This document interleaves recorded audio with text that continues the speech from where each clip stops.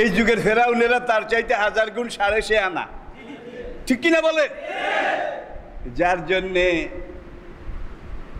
3116 বছর, আবার বলছি 3116 বছর, আবার কোন কোন গবেষণায় 4116 বছর লোহিত সাগরের লাল লোনা পানিতে ফেরাউনের লাশটা ডুবেছিল। 4116 বছর পরে সেখান থেকে লাশটা পাওয়া গেল। 4116 বছর একজন রক্ত মাংসের মানুষের লাশ নোনা পানির দরিয়ায় ডুবেছিল, ফুলেও নাই, পচেও নাই, ফাঁপেও নাই, একেবারে যেমনটা তেমন।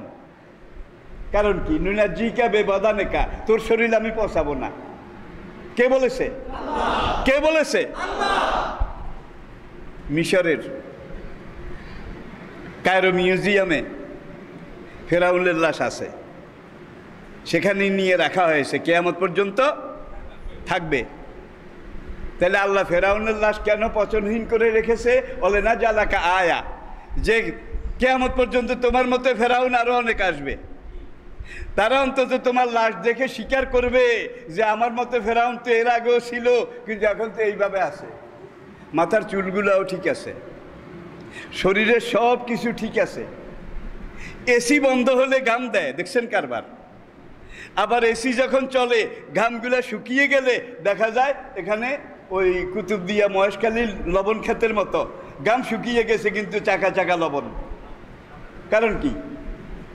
ওই যে নোনা পানি 4116 বছর ঢুকেছে নাকি ঢুকে নাই? আল্লাহ পারে নাকি পারে না? তাহলে ফেরাউন সেই যুগে ছিল, এই যুগে নাই, আগামীতে আসবে না।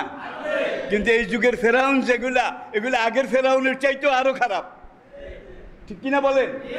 ফেরাউন একাই দেশ চালাইতো, কিন্তু উপদেষ্টা হিসাবে কয়েকজন মন্ত্রী রেখেছিল, কিন্তু মন্ত্রীদের সাথে কোনো পরামর্শ, কোনো যুক্তি, কোনো সলা পরামর্শ কোনোদিন করে নাই। মন্ত্রী এইটা রাখছে, আবার উপদেষ্টা পরিষদ, পার্লামেন্ট এইটাও একটা রাখছে। এগুলো ছিল হাতির গজদাঁত। গজদাঁত চিনেন? এখান দিয়ে দুইটা, দেখাবার জন্যে, খাওয়ার জন্যে না। পার্লামেন্ট দেখাবার জন্যে, উপদেষ্টা পরিষদ দেখাবার জন্যে, কিন্তু সব চাবায় হাতির ওই ভিতরের দাঁত। এমন ফেরাউন এই যুগে আছে, যেই ফেরাউনের দেশে পার্লামেন্ট আছে, উপদেষ্টা আছে, কিন্তু কেউ কোনো কাজে লাগে না, ফেরাউন একলাই সব করে, ঠিক কিনা বলেন? সেই ফেরাউন আর এই ফেরাউনের মধ্যে পার্থক্য আছে বোধ হয়, পার্থক্য আছে বোধ হয়। আবার আলহামদুলিল্লাহ আমার দেশের পার্লামেন্ট, বাংলাদেশের পার্লামেন্ট, ব্রিটিশ পার্লামেন্টের খোঁজখবর আমার কাছে আছে, আমেরিকান পার্লামেন্টের খোঁজখবর আমার কাছে আছে। সেই সব পার্লামেন্টে 100 জন সদস্যের মধ্যে 99.99999 এরা সব আইনজীবী, এরা সব ব্যারিস্টার, উকিল। কারণ পার্লামেন্টে আইন বানায়, যার জন্য 100 জনের মধ্যে কি 99, 99.5, 100 সব ব্যারিস্টার, সব আইনজীবী, সব বড় বড় আইনের উপরে বিশেষজ্ঞ, ঠিক কিনা বলেন? আমেরিকান পার্লামেন্টে 600 আইনজীবী, পার্লামেন্ট সদস্য, সব এই ধরনের বড় বড় আইনজীবী।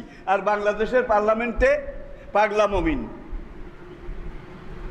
তারপরে একতারা আর সেতারা মমতাজ, ঠিক কিনা?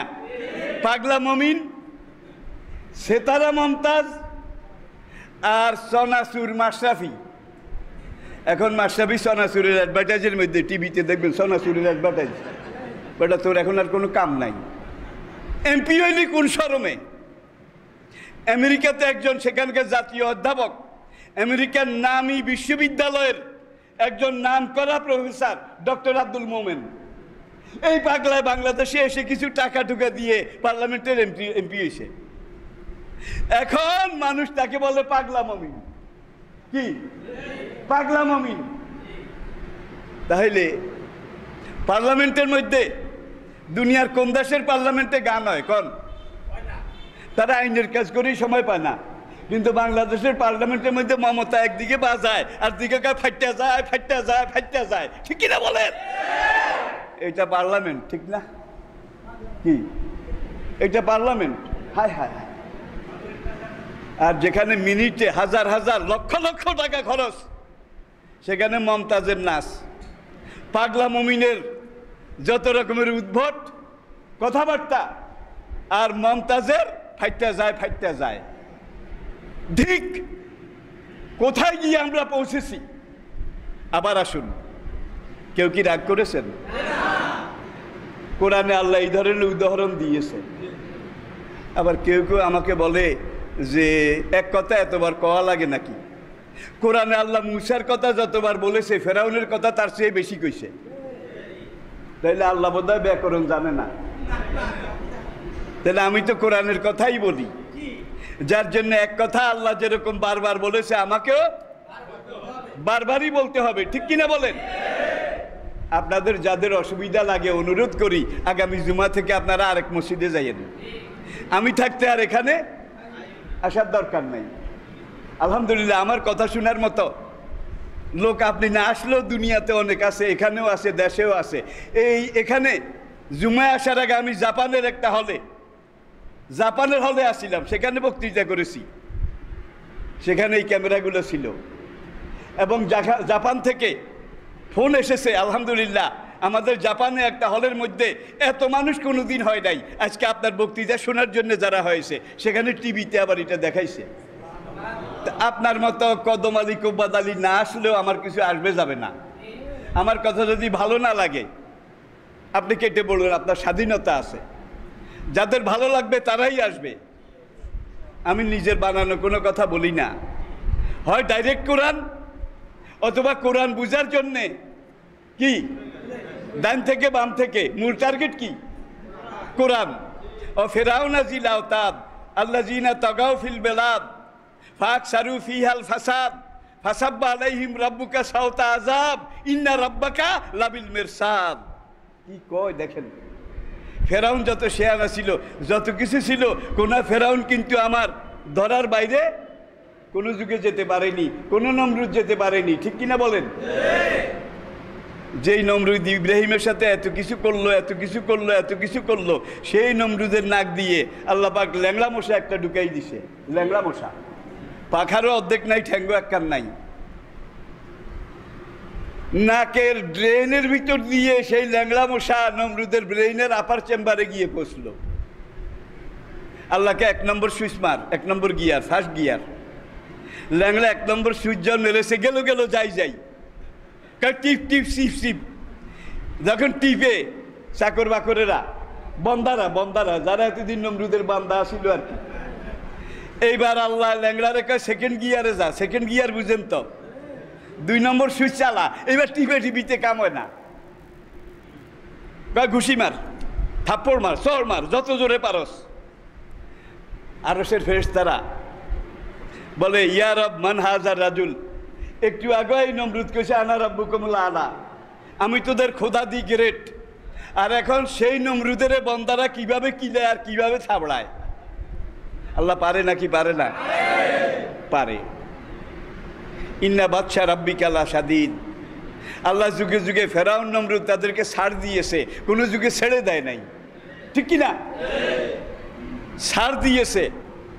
ফামাহলিল কাফিরিনা আমহিলহুম, ছাড় দিছে, কিন্তু ছেড়ে। আর আল্লাহ যারে যত উপরে উঠেছে তারে তত আস্তে আসার দিছে, ঠিক না? জোরে কর। ফেরাউন যদ্দূর উঠতে চেয়েছে আল্লাহ উঠেছে, নমরুদ যদ্দূর উঠতে চেয়েছে আল্লাহ উঠাইছে। কারো করে আপনি যদি এক আষাঢ়ে ভর্তা করতে চান, তাহলে দূর উঠাইয়া মারবেন নাকি? যত বেশি উঠবো আর উঠাইবো, বুঝতে হবে যে আষাঢ় দাও, ঠিক কিনা? সুতরাং কোন ফেরাউন তার অনুসারী, কোন নমরুদ তার অনুসারী, তাদের আত্মতৃপ্তির কোনো ব্যাপারও নাই, কারণও নাই, দরকারও নাই। এরপরে কয় তোদের ঠ্যাঙ্গে জোরে গেছে, এবার লাথি মার।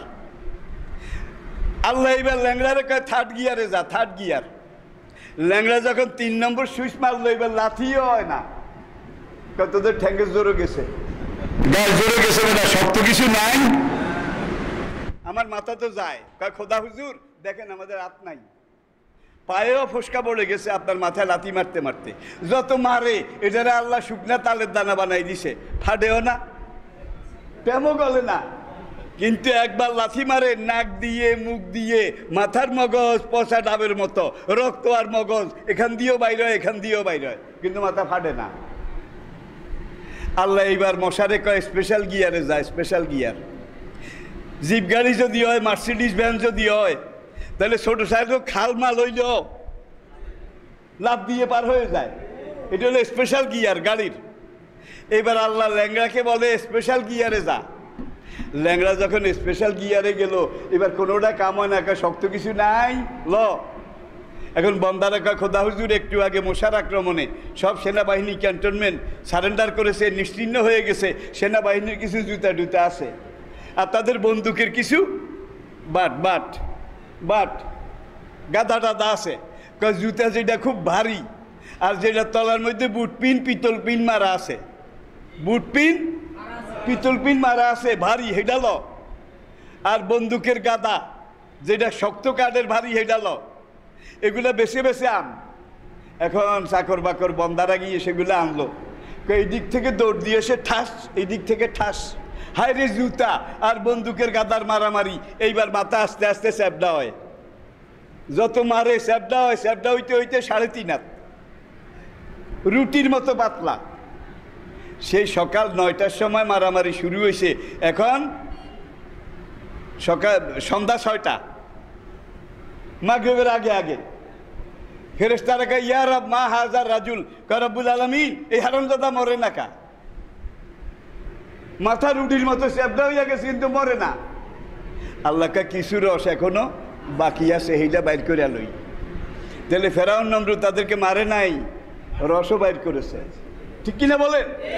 আর এই যুগেও দেখা গেছে একজন মানুষকে মারার জন্য গুল্লি একটাই যথেষ্ট, ঠিক কিনা বলেন? কিন্তু কত গুল্লি, কলিজা গুর্দা ছাকনা সব তরজা তরজা তরজা, টুকরা টুকরা, খণ্ড বিখণ্ড, ছিন্ন বিচ্ছিন্ন। গুলি একটা যেন কাম হয়ে যায়। আল্লাহ পারে নাকি পারে না? পারে নাকি পারে না? তাহলে কোনো ফেরাউন কোনো যুগে, কোনো নমরুদ কোনো যুগে আল্লাহ ধরা ছোঁয়ার বাইরে যেতে পারেনি। পারবে বোধ হয়, পারবে বোধ হয়। আচ্ছা, এবার আসেন ফিনিশিং। রু ছিল আলমে আরওয়া হাতে। কোথায়? আলমে আরওয়া। আল্লাহ কুদরতি হাতে এটারে একদিন সৃষ্টি করেছেন। সুতরাং সব রুর সৃষ্টি একদিন, একটা সেকেন্ডও লাগে নাই। কুন হাইয়া কুন, কুন আল্লাহ সৃষ্টি করেছেন। সে আলমে আরওয়া থেকে আপনার রু আপনার মায়ের পেটে এসেছে। আপনার শরীরটা যখন মায়ের পেটের ভিতরে তৈরি হয়েছে, এটা আবার আরেক ইতিহাস, আজকে বলতে পারবো না। শরীরটা যখন পরিপূর্ণ হয়েছে, হাত পা চোখ কান নর্মাল বডি, ফানাফাক্তু ফিকা মির রুহি।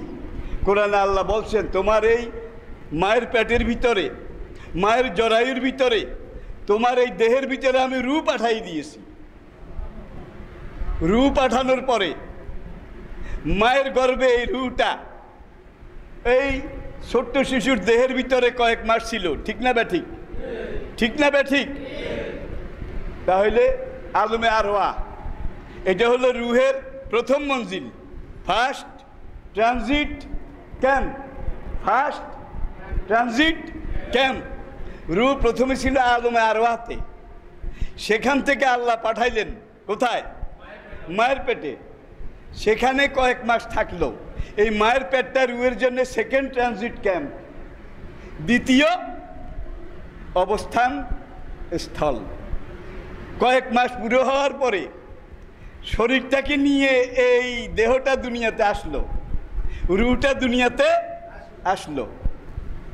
এখন মায়ের পেটে আলমে আরওয়াতে কত লক্ষ বছর ছিল কেউ বলতে পারবে না, এটার কোনো হিসাব। মায়ের পেটে কয়েক মাস, এখান থেকে যখন দুনিয়াতে আসলো, আমরা আসলাম, এখানে কতদিন এই দেহের সাথে রুহটা থাকবে? লেকুল্লে নাফসিন আজাল। দুনিয়াতে আসার পাঠাবার 50,000 বছর আগে, আল্লাহু আকবার, আপনি আমি দুনিয়াতে আসার 50,000 বছর আগে লোহে মাহফুজে আল্লাহ পাক লিখেছেন আপনার মরণ কোন দিন হবে। তাহলে আপনার রু দেওয়ার 50,000 বছর আগে আপনার মরণের ফয়সালা আল্লাহ সেখানে লিখেছেন, যার জন্য কোরআন বলছে আল্লাহ জি খালাকাল মৌতা অল হায়াতা। দেখছেন, আগে মৌতের কথা লিখছে, তারপরে হায়াত। লিয়াবলুয়াকুম আইয়ুকুম আহসানু আমালা। দেখছেন কোরআনের কথার মধ্যে কত যুক্তি, কত ফিলোসফি, কত সূক্ষ্ম, কত দর্শন। দুনিয়াতে কত বছর থাকবে এটা ওখানে লেখা আছে। আর একজন ফেরেশতা, নাম আপনারা জানেন, দেখা আপনাদের সাথেও হবে, সবার সাথে হবে। নাম জানেন তো? কি কি? আল্লাহ নবী বলে একদিন আজরাইলকে আমি দেখছি যে বনি মুস্তালিক যুদ্ধের পরে একটা কাফের একখানে ছটফট করতেছিল। আল্লাহ সেই কাফের রূহ কবজ করার জন্যে ওই বেডারে পাঠাইছে। হুজুরে কয়, আমি দেখলাম আজরাইলের এক ঠ্যাং সিদরাতুল মুনতাহায়, আরেক ঠ্যাং ওই যুদ্ধের ময়দানে এইভাবে এক ঠ্যাঙ্গের উপরে খাড়াই এক টান দিই, হাতে ঠ্যাঙ্গের উঠে আবার সিদরাতুল মুনতাহা মুছি গেছে। এবারটা শেখ কদ্দুরা, শেখ বুঝেছে, সিদরাতুল মুনতাহা থেকে শেখ দিয়ে এক ঠ্যাং নামাই, আরেক পা সিদরাতুল মুনতাহায় রয়েছে। এইভাবে লোকটার রূহ কবজ করেছে। হ্যান্ডম আছে নিও, হ্যান্ডম হ্যান্ডম। আল্লাহর কসম, আপনার বুকের উপরে সে একদিন বসবে। অজাআত সাকরাতুল মাউতি বিল হক। সাকরাতুল মাউত, মৃত্যু যন্ত্রণা সবচেয়ে কঠিন। হুজুর সবসময় দোয়া করতেন, ইন্নী আউযু বিকা মিন সাকরাতিল মাউত। মৃত্যু যন্ত্রণা থেকে আল্লাহ আমাদের সবাইকে পানা দিন।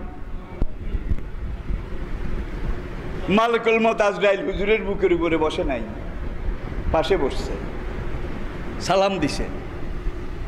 সালাম দিয়ে বলে, ইয়া রাসূলুল্লাহ ইন্নাল্লাহা ইয়াকরাউকা সালাম। আল্লাহ আপনারে সালাম কইছে। দেখছেন কারবার? কে কয়? আচ্ছা, আল্লাহ আপনারে সালাম কইছে। আর আপনাকে বলতে বলেছে, আপনি যদি আল্লাহর কাছে যাইতে চান, আমি এখন আপনাকে টেক আপ করবো, নিয়ে যাব। আর যদি কিয়ামত পর্যন্ত আপনি জীবিত থাকতে চান, আমি আপনাকে রেখে যাব। হুজুর বললেন, মানলে উম্মতি বাদি, আমি যদি এখন বেহেশতে আল্লাহর কাছে চলে যাই, আমার উম্মতের দেখাশোনা কে করবে? আল্লাহু আকবার। আমার উম্মতের দেখাশোনা কে করবে? আল্লাহকে গিয়ে বলো, কিয়ামত পর্যন্ত আমি আমার উম্মতের সাথে থাকবো। আছেন কি না? মরে গেছে নাকি জেতা? ইন্তেকালের পরে কবর দিয়েছে, রুহটা আল্লাহ সেখানে ফিরেই দিছে। এখনো সালাম দিলে জবাব পাওয়া যায়, ডাক দিলে সাড়া পাওয়া যায়।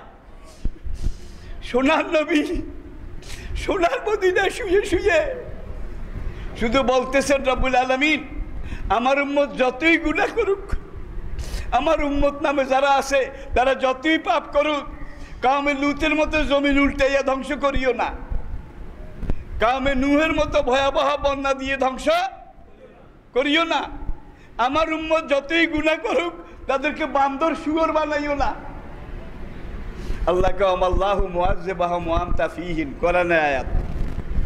আপনি কবরে শুয়ে শুয়ে দোয়া করতেছেন, এই জন্য তাদেরকে আমি জাম বানাই না, কাউমে লুতের মতো ডলি না। দেখছেন নি কারবার? তাহলে ডলা যেটা এখন আসতেছে আমাদের উপরে, এইটা কিন্তু একেবারে নর্মাল। আল্লাহর ডলা কিন্তু আরো কি, আরো ভারী, আরো মারাত্মক, আরো ওজনী। ঠিক কিনা বলেন? তাহলে যে মহান রব্বুল আলামিনের সেখানে আমাদের যাওয়া লাগবে না? জোরে বলেন। রূহ একদিন আজরাইলের মাধ্যমে আল্লাহর কাছে জমা দেওয়া লাগবে না? কথা শেষ। আমরা এখন থার্ড ট্রানজিট ক্যাম্পে আসি, 3 নম্বর অবস্থান।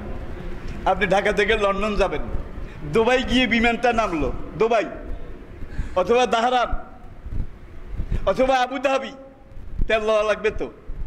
সেখানে বিমানটা নামলো, এখন 2 ঘন্টা আপনার সেখানে বিমানবন্দরে থাকতে হবে। এইটাকে বলা হয় ট্রানজিট। কি? স্বল্পকালের অবস্থান। তাহলে রূহ আলমে আরওয়াহ থেকে রওনা করেছে।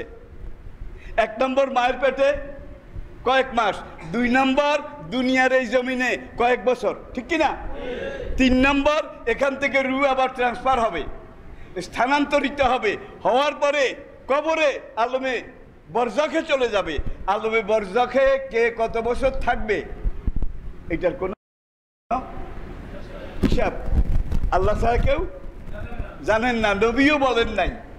তবে একটা হাদিসে আমি পেয়েছি, কিয়ামতের আগে সর্বশেষ যে লোকটা মারা যাবে, কিয়ামতের আগে শেষ, এরপরে আর মানুষ নাই, শেষ মাইয়েত এই লোকটা এবং হাসরের মাঠে উপস্থিতি, এটার মাঝখানে সময় লাগবে 120 বছর। কি মনে করেছেন? মরে যাওয়ার পরে আপনাকে দাফন করা হবে, দাফন করলে আপনাকে আবার আল্লাহ সেখানে রূহ পাঠিয়ে দেবে। সেখানে দুইজন ফেরেশতা আসবে, এসে জিজ্ঞাসা করবে মান রাব্বুকা ওমা দীনুকা ওমান নবিয়ুকা। ঠিক কিনা বলেন? নামাজি, রোজাদার, ইমানদার, দিনদার হলে আপনি ঠিক জবাব দিতে পারবেন। আল্লাহ বলবে তার কবরের সাথে বেহেশতের দুয়ার খুলে দাও, বেহেশতের নেয়ামত কিয়ামত পর্যন্ত তার কবরে পাঠাইতে থাকো, তার কবরটাকে এসি-ডিসি করে দাও, কবরের গরমে যেন তার কষ্ট না হয়। আর বেনামাজি, বেরোজদারি, ফাসেক, ফুজ্জার, মদ খায়, গাঁজা খায়, ইয়াবা খায়, খায়নি? আলহামদুলিল্লাহ আমাদের এলাকায় কিন্তু অনেক কমে গেছে। আমার তো মনে হয় 90 ভাগ কমে গেছে, আমার মনে হয়। কমছেনি? কমছেনি। আর বাংলাদেশ মাদকের বন্যা এমনভাবে ভেসে যাচ্ছিল, মাদক কারবারি করে গুলি যত করেছে, ক্রস ফায়ার করেছে, মাদক আরো কমেছে না বেড়েছে? কিন্তু আজকে পুরা বাংলাদেশে মাদকের দৌড়ে তো আলহামদুলিল্লাহ আগের চেয়ে অনেক কমে গেছে। এই কমে যাওয়ার পিছনে একমাত্র এই দেশের আলেম, এই দেশের ওলামায়ে কেরাম, তারা মাঠে ময়দানে যুবকদেরকে মাদকের বিরুদ্ধে, গাঁজার বিরুদ্ধে, এইটার বিরুদ্ধে, এইটার বিরুদ্ধে। সরকারি পরিসংখ্যানে দেখা গেছে প্রতি বছর মাদকের পিছনে 95,000 কোটি টাকা, 95,000 কোটি টাকা বছরে মাদকের পিছনে। অন্তত মাদক যত কমে গেছে এই টাকাগুলো তো বাড়ছে নাকি? কিন্তু জাতীয় সংসদে বেহালা মমতাজ আলেমদেরকে গালি দেয়, দেয় না বোধ হয়? আর তুই আসিলি বাইজি, তুই আসিলি ল্যাংটা নাচনেওয়ালি, তোরে সংসদে যারা এনেছে তারা 1 নম্বর আল্লাহর দুশমন। তুই বাইজি বাইজিয়ে থাকতি, সে এখানে ফাইটটা যায়, ফাইটটা যায়। এরপরে এইটার সাথে আবার এই আজহারি, হে আজহারির গান করে, অমুক হুজুরের গান করে, এই হুজুররা এই করে, হুজুররা এই করে, হুজুররা সেই করে। তুই কি করছিলি? তসলিমা নাসরিন কি করেছিল? এই দেশে আলেমরা আন্দোলন করে কুত্তার মতো তাকে এই দেশ থেকে ভাগাইছে। পুরা দুনিয়া ইহুদির সাথে, খ্রিস্টানের সাথে, বৌদ্ধের সাথে সে মিলামিশা, দৈহিক মিলন করার পরে শেষ পর্যন্ত পাশের দেশে আইছে। পাশের দেশ চিনছেন তো?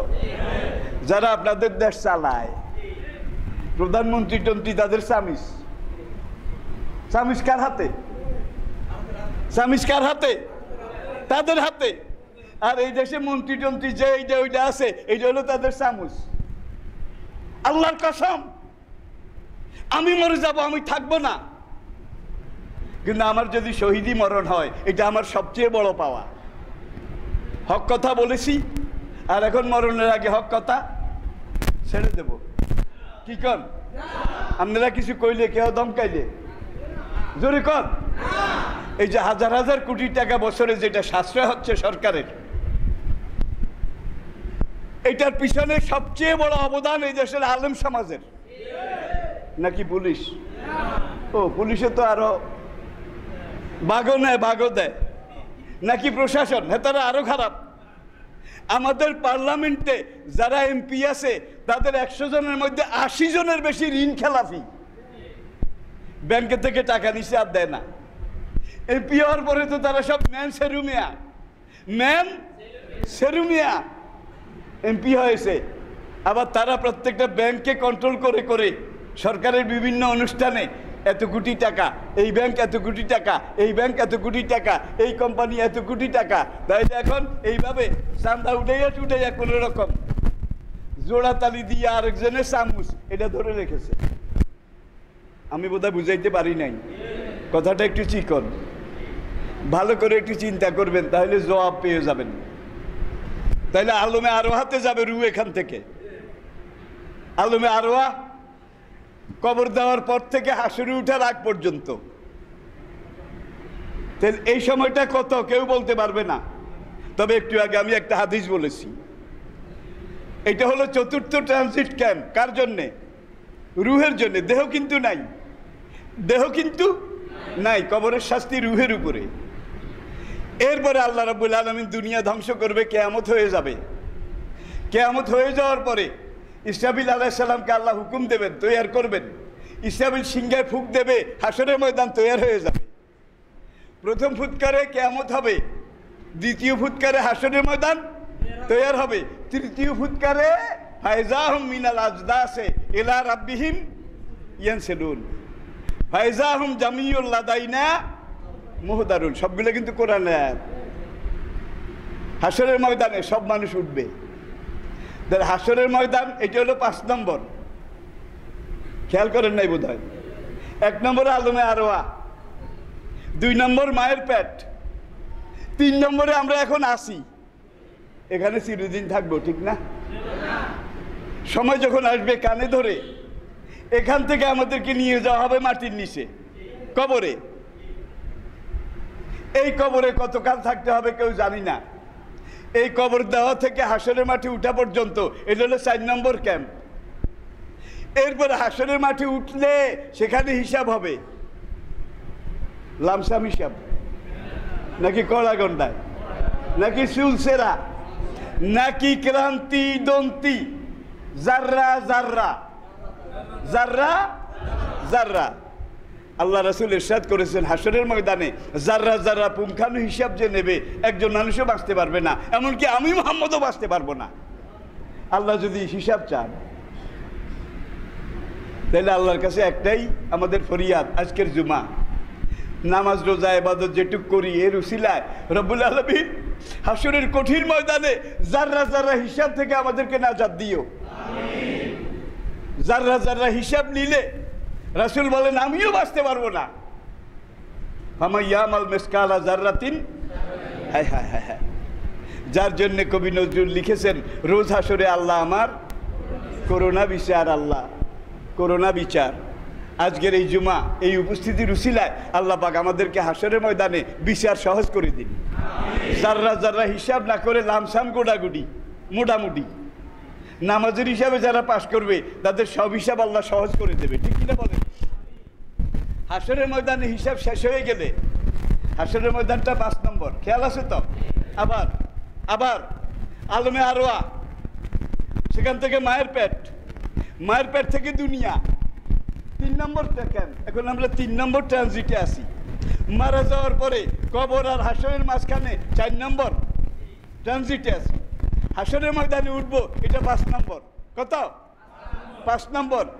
কারো হিসাব 1 সেকেন্ডে হবে, কারো হিসাবে 1 সেকেন্ডও লাগবে না, কারো হিসাব 1 ঘন্টায়, 3 ঘন্টায়, 5 ঘন্টায়, কারো হিসাব 1 দিনে, কারো হিসাব 1 বছর পর্যন্ত, কারো হিসাব 1 লক্ষ বছর পর্যন্ত। আল্লাহ বোধহয় খুব ধোঁয়াইব, কেন কি আল্লাহর এগুলা কোনো ব্যাপারে না। হাসরের ময়দানে যখন হিসাবটা শেষ হয়ে যাবে, কোরআন বলছে ফারিকুন ফিল জান্নাতে ও ফারিকুন ফিস সাইর, একদল জান্নাতে যাবে আরেক দল জাহান্নামে যাবে। এই জান্নাত এবং জাহান্নাম যেখানে যারা যাবে এটা হবে 6 নম্বর। জাহান্নামে যারা যাবে তাদের ট্রানজিট 2 রকম হবে। একদল জাহান্নামী, তাদের শাস্তি কম হবে, এই শাস্তি শেষ হওয়ার পরে আল্লাহ তাদেরকে মুক্তি দিয়ে জান্নাতে দিয়ে দেবে। আরেক দল জাহান্নামী, খালিদিনা ফিহা আবাদা, এদের আর কোনো কিছু সময়ের পরে ছুটি, নিষ্কৃতি।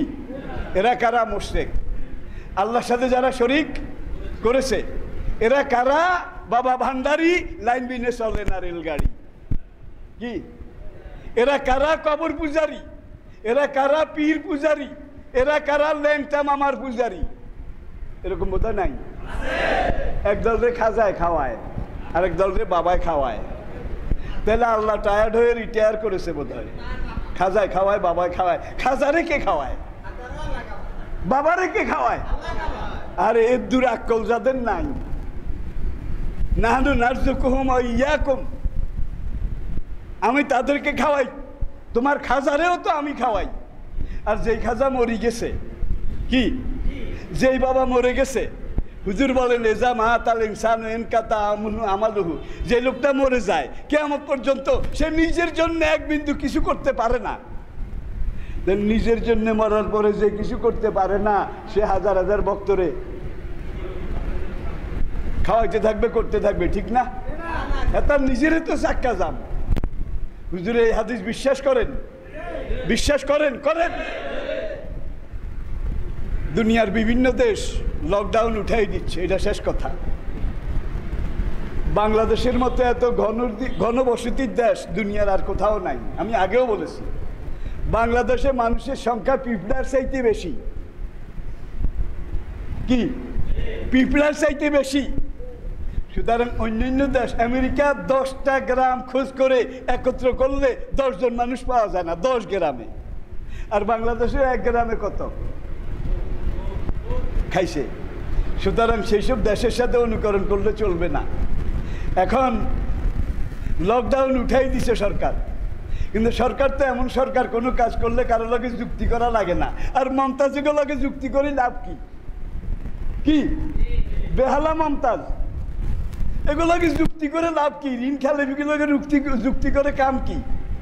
কারো লগে পরামর্শ অতীতে হয় নাই, এখনো হয় নাই। অন্তত এই দেশের আলেম ওলামা যারা, তাদের শীর্ষস্থানীয় কিছু আলেম দেখে একটু পরামর্শ নিতে বোধহয় ভালো হইতো।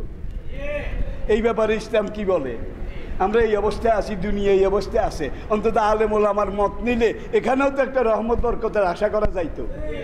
আমি আশঙ্কা করতেছি কোনো এলাকায় মুরগির মড়ক লাগতে দেখছেন নি? কি বিষের গাও থায় না।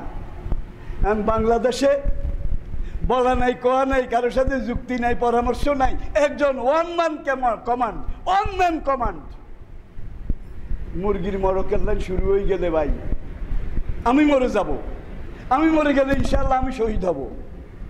আমি যদি করুণায় মরি আমি শহীদ হব ইনশাল্লাহ, কারণ আমি মরণ পর্যন্ত ইসলামের কথা একবারে ছাত্র জীবন থেকে বলে এসেছি। একটা আশা তো আছে, আমার আমল আমাকে বাঁচাইতে পারবে না, এই আমল পুঁজি আমার নাই, কিন্তু ময়দানে যে জেহাদি কথাবার্তা বলেছি এগুলো দিয়ে আমি অনেক বিরাট আশা করি। কিন্তু আল্লাহর কসম, বেনওয়াজি, বেরোজগারি, নেশাখোর, ইয়াবাখোর, জেনাখোর, এগুলো যখন মরব কুত্তার চাইতেও খারাপ অবস্থায় মরবে। বৈদ্যশরফের বিশ্বাস 2 সপ্তাহ আগে করোনায় মারা গেছে। হযরত মাওলানা কুতুবউদ্দিন সাহেব বৈদ্যশরফ কমপ্লেক্স জামে মসজিদের খতিব করোনায় মারা গেছে। অনেক নামাজি লোক করোনায় মারা গেছে। নামাজি যারা মারা যাবে তারা করোনায় মারা গেলে শহীদ, আর বেনামাজি যারা তারা করোনায় মারা গেলে খবিস দি গ্রেড, খবিস। ফেরেশতারাও তাদেরকে লানত করবে, আসমান জমিন তাদেরকে লানত করবে। সুতরাং এখন থেকে আমরা নামাজ শুরু করি, সামনে কি হয় আমরা ভালো আশা করি, আল্লাহর কাছে দোয়া করি, আল্লাহ আমাদের পাপের জন্য তুমি আমাদেরকে হালাক করিও না, আল্লাহ আমাদের গুনার জন্য তুমি আমাদেরকে বরবাদ করিও না, আল্লাহ তুমি আমাদেরকে তওবা করার তৌফিক দাও, তুমি আমাদেরকে ক্ষমা করে দাও। আমাদের দেশটাকে এই ভয়াবহ আন্তর্জাতিক করোনা ভাইরাস, এই অপমৃত্যু থেকে সবাইকে নাজাত দান করো, সবাইকে মুক্তি দান করো আল্লাহ। আমাদের দেশের পরিবেশটাকে তুমি ভালো করে দাও, গজব মুক্ত করে দাও, বালা মুক্ত করে দাও, মুসিবত মুক্ত করে দাও। আল্লাহ আমাদের সহায় হন। আমা আলাইনা ইল্লাল বালাগ।